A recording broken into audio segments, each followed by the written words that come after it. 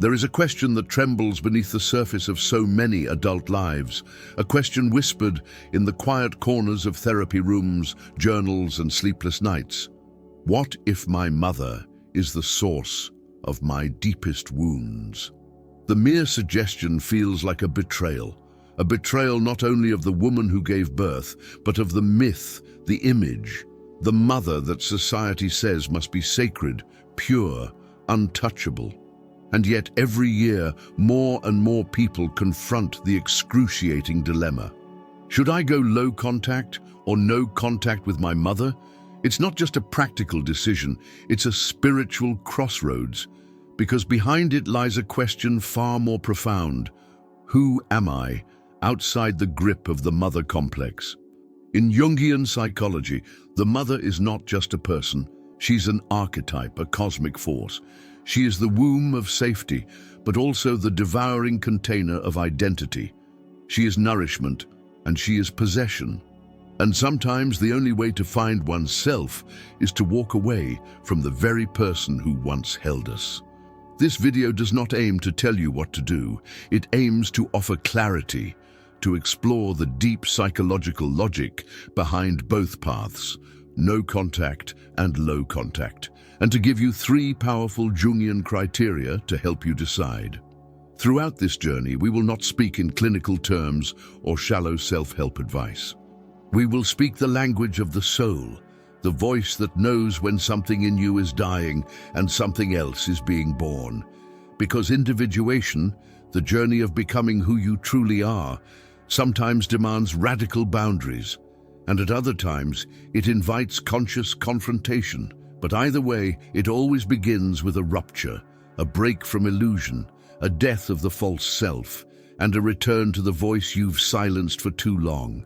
So before we begin, take a breath and ask yourself, am I still living in a story that was written for me, or am I ready to write my own, even if that means breaking ties with the woman who gave me life? Let's go deeper. Archetypal mother versus real mother, the root of the conflict. In Jungian psychology, the mother is not just a personal figure, she is an archetype, one of the most powerful forces in the collective unconscious. The archetypal mother is universal. She appears in dreams, myths, and religions across cultures. She is Gaia, Mary, Isis, the giver of life, the source of unconditional love, the nurturer, the shelter from chaos. But she also has a shadow. She is Kali, Medea, the devouring dragon. She is the one who smothers, consumes, and keeps her children forever dependent. The first conflict that emerges in the soul of the adult child is this. We are not only dealing with our real, living mother, we are also battling with the archetypal image of mother that lives inside our psyche. This inner image carries impossible expectations. It tells us that a good child must always forgive, that a mother's love is sacred, no matter how damaging, that questioning, criticizing, or stepping away from our mother is wrong, even unthinkable. But this myth clashes with the truth many carry silently. Some mothers wound, some manipulate, some abandon emotionally while appearing physically present. Some don't see the child as a separate being, but as an extension of their own unmet needs. Jung called this the mother complex. It is not about blaming, but about seeing clearly, courageously. The complex can bind us emotionally to our mother long after we've become adults.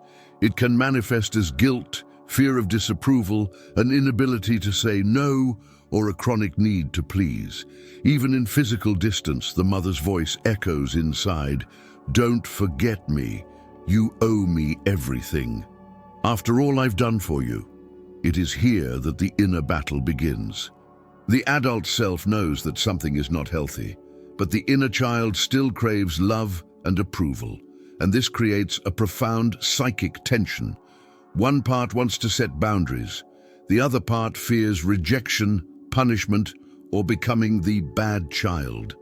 This split between the archetypal mother and the real mother is the root of the pain that surrounds the no contact versus low contact decision. It is not just about logistics, it is about the soul's need for wholeness. Because individuation, Jung's term for becoming a fully realized individual, requires that we separate not only from the physical mother, but from the inner archetype that holds us captive. Only then can we see our mother as she is, not a goddess, not a monster, but a human being with her own wounds, her own story, and her own unconscious. This seeing is not always enough to heal the relationship, but it is the first step in healing ourselves. Until we recognize the difference between the myth of mother and the reality of who she is, we cannot truly choose. Our decisions will be made from fear, guilt, or longing, not from the self. So the real question is not just, should I go low contact or no contact, but rather, which mother am I still trying to save? The real one, or the one in my mind? If this chapter resonated with you, subscribe to the channel. Here, we give voice to the parts of you the world often ignores. Contact as a continuation of trauma.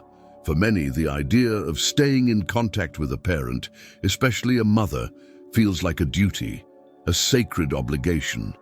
It's woven into culture, family, and religion. Honor thy mother. She did her best. She loves you in her own way. But for those who carry invisible wounds, this contact often becomes a continuation of the original trauma, not a path to healing. Let's be clear. Trauma doesn't always come from violence or abandonment. It often comes from emotional enmeshment, chronic invalidation, or the erasure of boundaries. A mother who doesn't physically abuse may still violate her child's soul by denying their reality, ignoring their needs, or making them responsible for her emotions. In Jungian terms, this is the realm of the devouring mother, an archetype whose love binds, controls, and consumes rather than liberates. She may say, "I only want what's best for you." But what she really means is, "I want you to live the life I never had." She may ask, "Why don't you call me more?" But beneath the question is a threat. If you detach, I will suffer, and it will be your fault. Contact in this dynamic is not connection. It's compliance. It's the child shrinking themselves to protect the fragile ego of the parent. And this is where the trauma repeats, not as memory, but as a living loop. Every phone call, every holiday visit, every text message becomes another chapter in a story where the adult child remains cast in the same old role. The caretaker, the silent one, the emotional sponge, and the psyche knows. Deep down there's a quiet revolt, a tension between the external performance and the inner truth. It shows up as anxiety before a call, exhaustion after a visit, guilt for wanting space, shame for needing to breathe. In Jungian language, this is a sign that individuation is being blocked. The person is trapped in a false self, a mask created to survive childhood, but one that now suffocates the adult soul. When this contact persists, something tragic happens. The individual stops growing. They become emotionally frozen, living a life that isn't theirs, carrying burdens that aren't theirs, feeling feelings that were never meant to be theirs. And what makes it worse? Society rarely validates this experience. Instead, it praises the devoted son, the selfless daughter, the one who never gave up on their mother. But inner work reveals something different. Sometimes, the most loving thing we can do for ourselves, and even for our mother, is to stop participating in a dynamic that keeps both people stuck. This doesn't always mean cutting all ties, but it does mean recognizing when contact is no longer contact. It's contamination. To choose yourself in this moment is not cruelty, it's clarity. And until that clarity arrives, the trauma doesn't end. It simply changes shape from childhood pain to adult paralysis. The soul cannot individuate when it's still tethered to the past by guilt and obligation. So ask yourself, Is this contact healing me or haunting me? If you know someone who's wrestling with this very question, send them this video. It may be the mirror they need to see themselves clearly. Low contact, the art of building psychological doors. Not every story needs to end in silence. For many on the path of individuation, the choice is not between complete severance and total submission. There is a third path, one that's subtle, complex, and often misunderstood. Low contact. Low contact is not avoidance. It's not passive-aggressive. It is a conscious act of psychological architecture, a way to install doors, thresholds, and walls in places where, for years, there were none. In enmeshed family systems, boundaries are often treated as betrayal. Saying, "I need space," is heard as, "I don't love you." Saying, "that hurts me," is twisted into, "you're too sensitive." But low contact dares to say, "I can love you and still choose distance. I can respect your role in my life and still redefine how you access me." From a Jungian lens, this is the moment where the ego steps out of the shadow of the mother complex. It no longer seeks her constant approval. It no longer fears her disappointment. It begins, quietly, to serve something higher, the self. Unlike no contact, which often represents a psychic rupture, low contact is a liminal space. It is the in-between, and that is what makes it powerful and also dangerous. Because if done unconsciously, low contact can become a place of false peace. The person maintains superficial civility, birthday texts, polite calls, occasional visits, while inside, the wound festers. The rage remains unspoken. The sorrow goes ungrieved, and nothing changes. True low contact requires intention, not just less communication, but new rules for that communication. What topics are off limits? What tone is unacceptable? What kind of access will no longer be granted? It's a process of retraining the nervous system, of teaching the body that proximity doesn't have to mean danger, that presence doesn't have to mean surrender. And it takes time. It takes discomfort. Because often, the first person we must set boundaries with is ourselves, the part of us that wants to explain everything, that still hopes she'll change, that still fears being unloved. Low contact demands inner clarity, or else the mother's voice will continue to live inside, disguised as your own. But when practiced with depth and intention, this path can become a rite of passage, a symbolic act of stepping into adulthood, of saying, "I will no longer let the child in me run this relationship. I will protect the adult I've become." In some cases, low contact creates the space for a different kind of relationship, one based on truth instead of illusion, freedom instead of fusion. In other cases, it reveals that even minimal contact still corrodes the psyche. But in all cases, it is a profound moment of soul discernment. Not everything that looks like love is love. And not every connection is worth keeping just because it came first. So ask yourself with honesty, not fear, what kind of relationship am I willing to have? And what kind am I no longer willing to carry? If you're walking this path of boundaries and inner freedom, subscribe. This space is for the courageous, the ones breaking ancestral cycles, one choice at a time. No contact, when silence is the soul's final boundary. There are decisions that don't feel like choices. They feel like survival. For some, contact, any contact with their mother is not just difficult. It is destructive. It erodes self-worth. It reopens wounds. It keeps the soul locked in a prison of guilt, shame, and fear. And for these individuals, no contact is not a rejection. It is a rescue. In Jungian terms, this is the moment of psychic severance, not from the person alone, but from the inner complex that has governed the psyche for years, sometimes decades. This is the death of the archetypal mother within, or more accurately, the shadow mother, the devouring figure who kept the ego stunted, afraid, and dependent. No contact, when chosen consciously, is not an act of vengeance. It is an act of self-affirmation. a way of saying, I matter even if you never see me. I exist beyond the role you assigned me. I choose life, even if it means losing you. The world often misunderstands this choice. Outsiders will ask, but she's your mother. How could you? They don't see the years of emotional starvation. They don't hear the subtle manipulations. They don't feel the invisible leash around your spirit, tugging every time you try to step into your truth. No contact is not clean. It comes with grief, not just for the relationship, but for the fantasy of what it could have been. It brings waves of doubt. Did I go too far? It stirs guilt. What if something happens to her?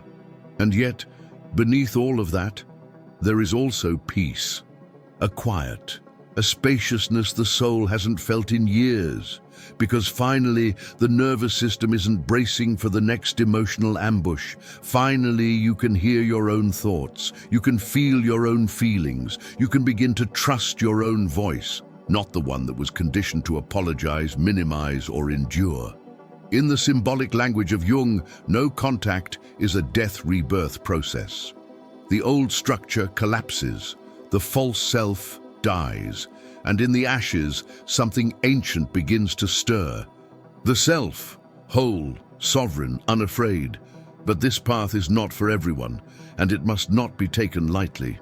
Because if the decision comes from unprocessed rage, from a wounded ego, or from a desire to punish, then the archetypal mother still holds power. You've walked away physically, but the complex remains intact, haunting your inner world. No contact must be rooted in clarity, not chaos. It must serve individuation, not isolation.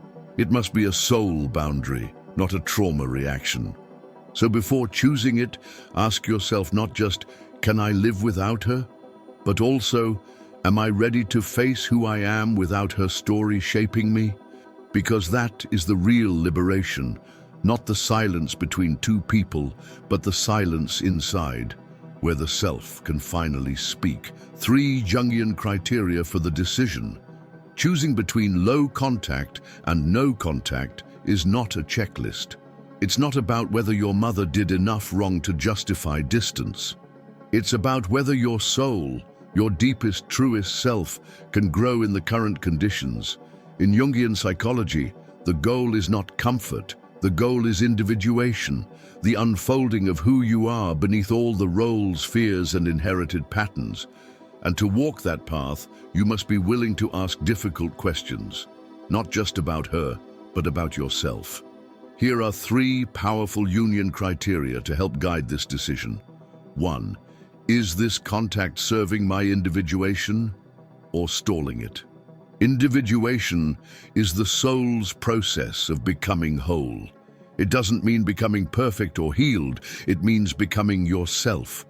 Ask, when I'm in contact with my mother, even limited contact, do I feel more connected to my truth or more disconnected?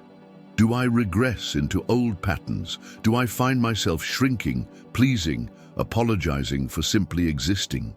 If staying in contact means continually abandoning your authenticity, then it is not supporting your growth. It is preventing it. And remember, individuation is not a rebellion. It's not about cutting ties to prove a point. It's about alignment. And sometimes that alignment requires distance, even silence. 2. Is there space for truth and shadow in the relationship? Jung taught that healing happens in the confrontation with the shadow, the parts of ourselves and others that we've repressed, denied, or projected. So ask yourself, can I express my truth to my mother without being punished emotionally? Is there room in this relationship for uncomfortable conversations, for setting limits, for confronting the past? If every attempt at honesty is met with guilt, gaslighting, or silence, then the relationship exists only under the condition that you deny your shadow. And without shadow work, there is no real transformation, only performance.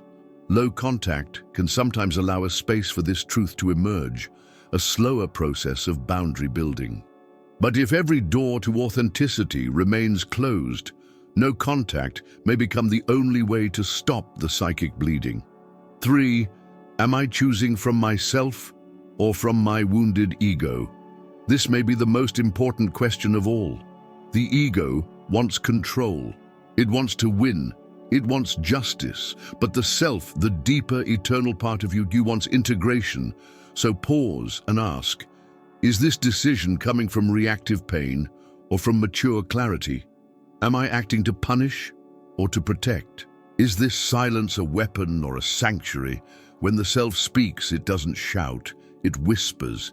It brings a sense of knowing, even if that knowing is hard. It says, you don't have to keep hurting to prove you love her. It says, you are allowed to walk away with compassion. Neither low contact nor no contact is more evolved. What matters is whether your choice is rooted in your deepest truth, not your fear, your anger, or your inner child's desperation. This is not about who your mother is, it's about who you're becoming. Not all endings are rancor, not all contact is love. Some endings are not fueled by rage, some silences are not a punishment, and some forms of contact are not love, but repetition. This is the paradox at the heart of the journey. We are told that love always means staying, but the psyche knows. Sometimes love means letting go. What we've explored in this video is not a script, it's a soul process. Whether you choose low contact or no contact, the deeper work is always the same. To return to yourself, to reclaim the voice that was buried under decades of loyalty, fear, guilt, and longing. To stop parenting your parent, and to begin parenting the inner child who still waits to be seen. Let's take a breath here, because none of this is easy. To draw boundaries with a mother, whether physical, emotional, or spiritual, is to go against one of the oldest and most powerful archetypes in the human psyche. It's to risk being cast as the villain in her story, and worse, to feel like the villain in your own. But hear this, you are not bad for choosing peace. You are not heartless for seeking wholeness. You are not broken for needing space. You are becoming. You are stepping out of the roles you were forced to play. You are turning inward toward the self, the place within you that holds wisdom deeper than fear, older than guilt, and stronger than any inherited story. And wherever you are on this path, whether you're still doubting, just beginning, or already walking in silence, know this, you are not alone. There is a quiet revolution happening, a generation waking up to ancestral patterns, a wave of souls saying, it ends with me. So remember the 3 criteria. Is this helping you individuate? Is there room for your shadow and truth? Are you choosing from yourself or from your wound? Reflect on them often, not just once, because boundaries are not a one-time act. They are a lifetime of self-honoring. And now, if this journey has opened something in you, a clarity, a question, or a quiet permission, then carry it gently. You don't have to explain your healing to anyone. You only have to live it. The 4 elements of the psyche. Let them balance you. Let them remind you. You are allowed to become someone your past could never imagine. Thank you for watching. If this message spoke to you, subscribe and join others walking the path of inner freedom. Here, your soul is not too much. It's just beginning to speak.